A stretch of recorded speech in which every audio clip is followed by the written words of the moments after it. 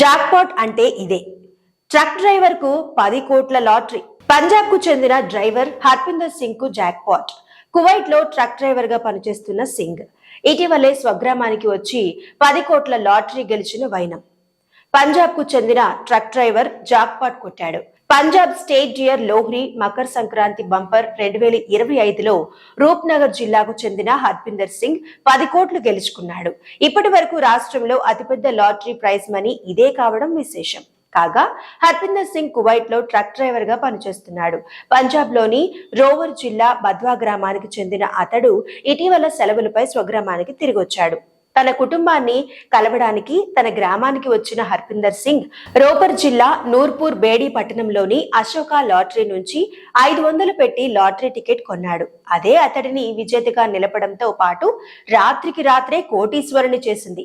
నేను క్రమం తప్పకుండా లాటరీ టికెట్లు కొనేవాడిని. ఈసారి నేను లోహ్రీ బంపర్ టికెట్లను కొనుగోలు చేశాను. తాజాగా నేను లాటరీ గెలిచినట్లు అశోక లాటరీ నుంచి కాల్ వచ్చింది అని హర్పిందర్ సింగ్ చెప్పాడు.